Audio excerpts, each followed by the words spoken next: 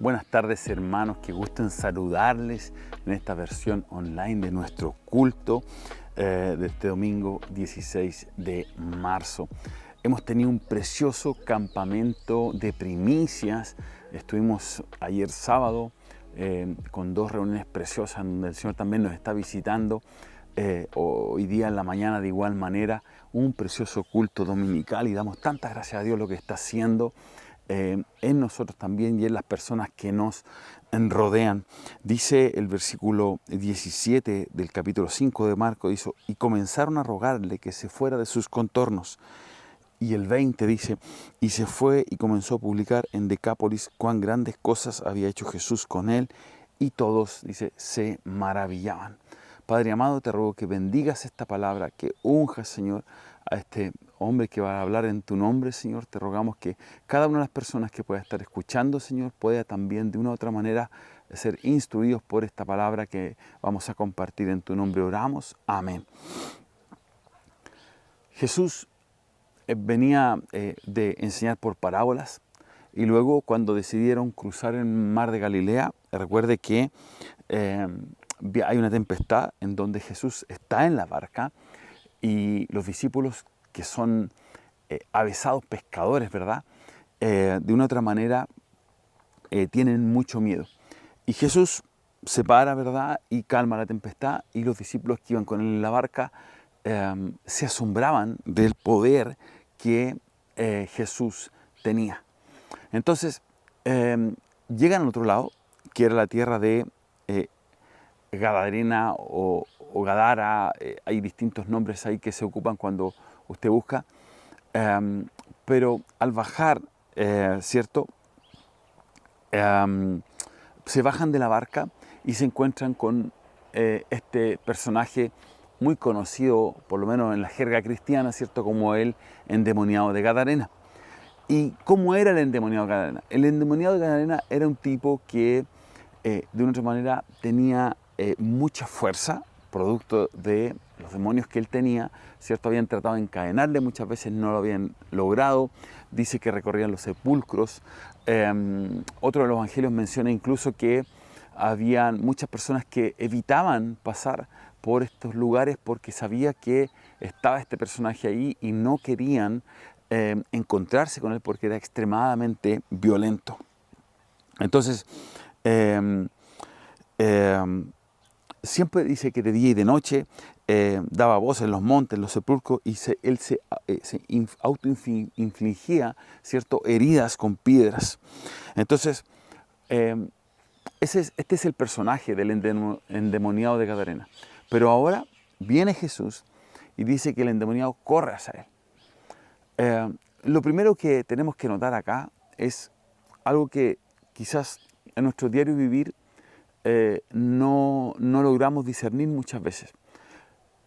No sé si usted ha pensado en qué es lo que pensaron los discípulos. Los discípulos venían de maravillarse por esta tormenta que Jesús había calmado, ¿verdad? Pero, de una otra manera, ellos seguramente sabían, porque si todos evitaban ese camino, ¿cierto?, sabían que ese camino había que evitarlo porque podía aparecer este endemoniado, ¿verdad? Entonces, al venir este endemoniado, lo primero que vamos a pensar en una persona que es violenta, una persona que maltrata, que se automaltrata incluso, es que es un riesgo. Pero esta persona, ¿cierto?, endemoniada, viene hacia Jesús. Y vemos que Jesús no se arranca, ¿ya? Entonces, como que lo va a increpar, y no como, lo increpa. Y le dice: ¿qué tienes conmigo? Dice en el versículo 7, Hijo del Dios Altísimo, te conjuro por Dios que no me atormentes. Quien está hablando ahí son los demonios, ¿cierto? Que este endemoniado, que no sabemos su nombre, ¿cierto?, tenía. Y Jesús, en otras versiones vemos, ¿cierto?, que le pregunta el nombre, y lo que contesta el demonio o los demonios, que se llaman legión, ¿ya? Recuérdense que esto tiene que ver con las legiones romanas, ¿verdad?, en donde son muchas cantidades de demonios que están ahí causándole un daño a este pobre hombre. Entonces dice, los demonios, al saber la autoridad y el poder que Jesús tenía, lo que le piden a Jesús es que no los mande al abismo, que es el lugar donde los demonios tienen que estar. Entonces, de una u otra manera, va a pasar, ¿cierto?, que estos demonios no quieren irse donde tienen que irse. Y lo que vemos ahí es un hato de cerdos. Eran 2000 cerdos. Y lo primero que, o lo que debiéramos quizás, o me llamó la atención, es estos 2000 cerdos. Esto no estamos en Israel, no estamos donde los judíos, porque los judíos sabemos que estos eran animales inmundos. Sin embargo, los demonios piden irse a esos 2000 cerdos. Y Jesús va y le dice, ok, vaya. Miren la autoridad que tiene Jesús sobre los demonios. Se van a los 2000 cerdos, estos 2000 cerdos se tiran por un despeñadero, ¿verdad? Y por supuesto mueren en el mar, producto de que ahora eran los cerdos los que estaban endemoniados y este endemoniado estaba liberado. Esa es la historia, eso es lo que sucede ahí en la tierra de Gadarena. Y esto se escuchó. Cuando nosotros como iglesia empezamos a funcionar, lo que sucede en el mundo espiritual se empieza a escuchar. Y ahora esta liberación fue escuchada. Y todos empiezan a decir, es que pasó esto, es que pasó lo otro, es que miren lo que hizo Jesús, es que miren lo que pasó acá, miren lo que pasó allá. Y todo el mundo se empieza a maravillar.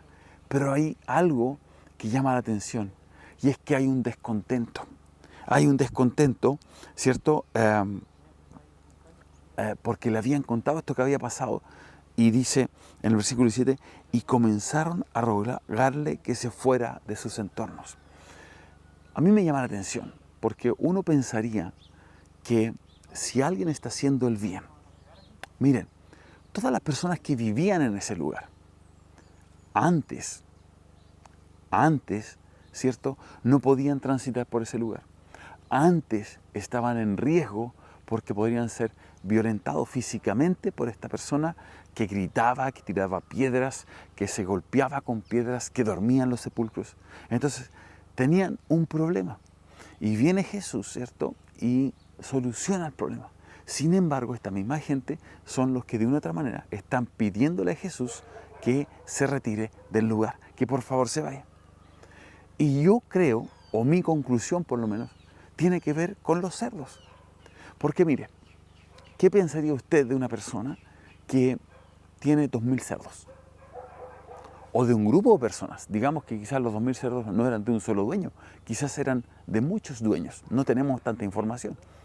Pero lo que sí sabemos es que eran 2000 cerdos y que 2000 cerdos son muchos cerdos. ¿Usted ha pensado cuánto jamón, cuántas chuletas, cuántos lomos de cerdo puede sacar usted de 2000 cerdos?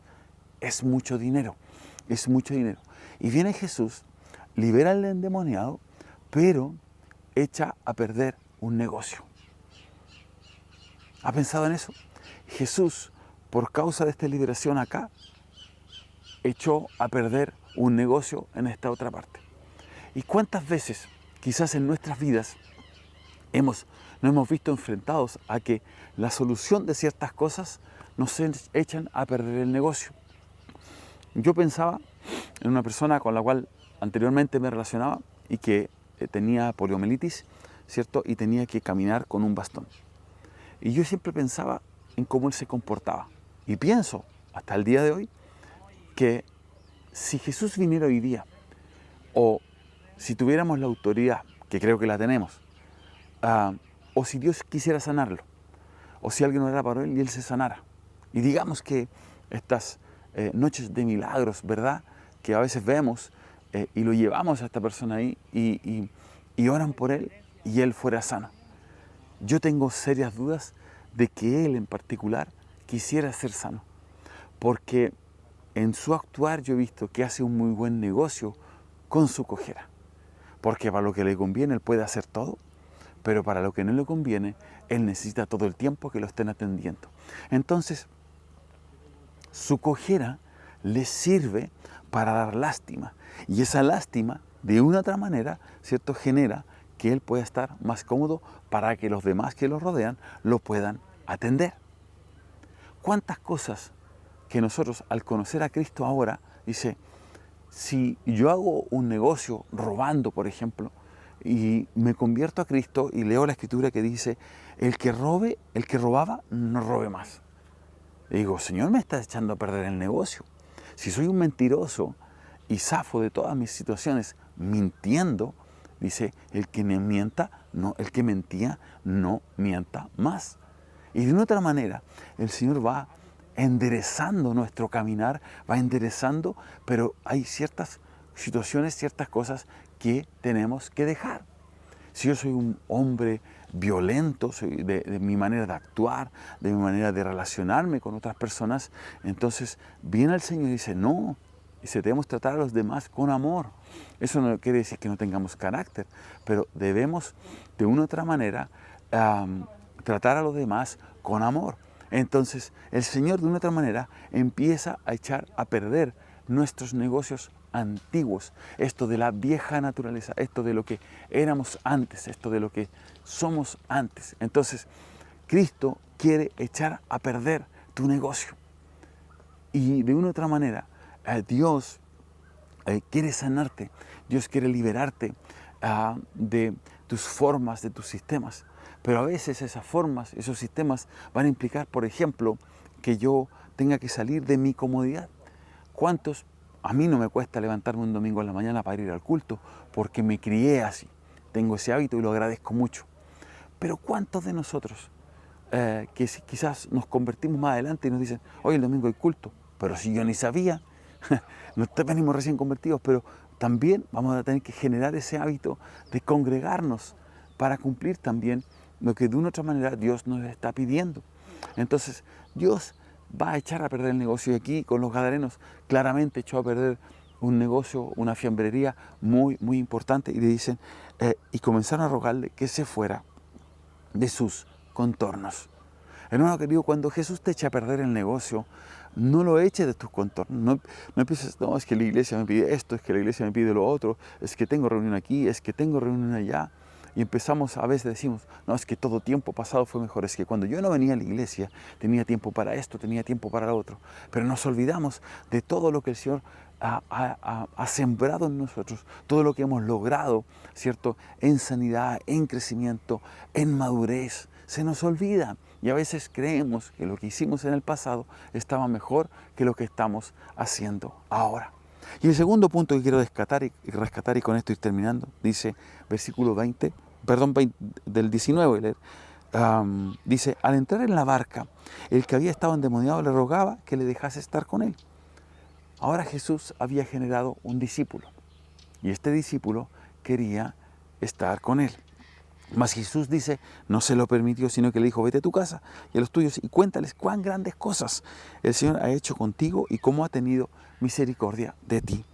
Y se fue y comenzó a publicar en Decápolis cuán grandes cosas había hecho Jesús con él. Y dice, todos se maravillaban. De una u otra forma, Jesús nos sana, nos impacta. ¿Y cuántos de nosotros quizás queremos empezar a seguir a Jesús, pero queremos salir del entorno en el cual estamos? Dice la palabra que estamos en el mundo, pero que no pertenecemos al mundo. Hermano querido, si usted ha conocido a Cristo, entonces usted tiene una familia a quien compartirle. Tiene una familia a quien ir allá y decir, ¿sabes qué? Cristo cambió mi vida. Y quizás esa familia es la que piensa que ha sido un mal negocio que tú ahora vengas a la iglesia. Porque quizás antes estabas todo el domingo en la mañana y prepararon un almuerzo y ahora tú vas al culto, ¿cierto? Y te quieres quedar a almorzar acá. Digo, ¿por qué no invitas? Siempre bromeamos allá en Victoria, hoy llegó la abuelita del Congo, así que no puedo ir a la iglesia. Lleve a su abuelita del Congo a la iglesia, lleve a su familia a la iglesia, lleve sus amistades a la iglesia, lleve a su gente. Dios no nos quiere sacar de los medios en donde nosotros estábamos, sino que en esos medios, ahora convertidos, empecemos a predicar de lo que Jesucristo ha hecho por nosotros en nuestra vida. ¿Cuántos de nosotros Cristo nos ha cambiado profundamente y estamos en silencio? y vamos a la iglesia y recibimos palabra y estamos en silencio y vamos engordando, engordando, engordando y engordando espiritualmente y no entregamos absolutamente nada.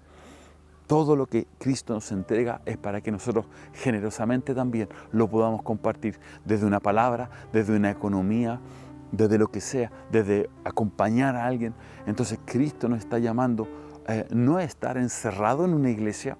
Vamos a la iglesia, nos recuperamos en la iglesia, nos instruimos en la iglesia, somos restaurados en la iglesia, pero luego el día lunes salimos a nuestros trabajos y a todo lo habitual que tenemos que hacer para que Dios nos sane, para que Dios nos restaure y restaure a las personas que caminan en medio nuestro.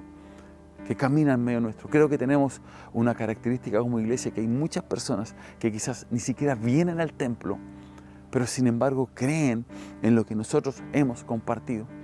Tuvimos un campamento la semana pasada, allá en Victoria. Durante 15 años estuve invitando a una persona a la iglesia. Lo acompañé, o lo acompañamos en realidad como iglesia, cuando su hija enfermó, cuando su hija falleció, después se divorció, lo seguimos acompañando. Y durante 15 años estuve invitándolo a la iglesia, hasta que un día, casual, llego al lugar de trabajo donde él está, me encuentro con él y me dice: oye, soñé contigo y soñé que estábamos en un culto el día sábado en un campo. Y estabas tú y había mucha gente más. Le digo: te invito al campamento de Victoria. Y fue, después de 15 años. Yo creo que él, y estoy seguro que él era una persona que era como admiraba y participaba de nuestra iglesia sin participar de nuestra iglesia. Cada vez que nos encontrábamos, compartíamos y intercambiábamos ideas espirituales con él, hasta que dijo: ahora entiendo por qué te gusta tanto estar aquí, qué lindo lo que ustedes tienen. El Señor nos manda a que en el medio de lugares donde nosotros nos movemos podamos predicar. No te quedes en el templo, no te quedes en la mística, no te quedes solamente con eso, sino que llévate todo eso a tus lugares cotidianos. Déjame terminar orando. Padre amado, gracias por este buen tiempo. Te ruego, Señor, que tú bendigas esta palabra y a cada uno de los que la vayan a escuchar. En tu nombre oramos. Amén. Hermano querido, que el Señor le bendiga.